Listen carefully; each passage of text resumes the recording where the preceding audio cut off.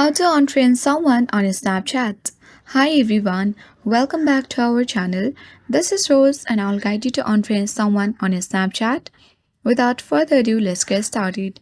Launch a Snapchat app on your device. Tap login button and you can enter credentials to log in. Now tap on the chat icon at bottom left corner of your screen.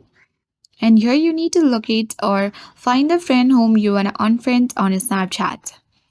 Simply you can long press on that particular chat icon and tap on manage friendship. Here you got different options on the menu. You can tap on remove friend and to confirm tap on remove and then they will be unfriended from your friends list on Snapchat. So that is how to unfriend someone on Snapchat. I hope this guide was helpful. If it was, then do like, share, comment and don't forget to subscribe. Thank you for watching and I'll see you in the next video.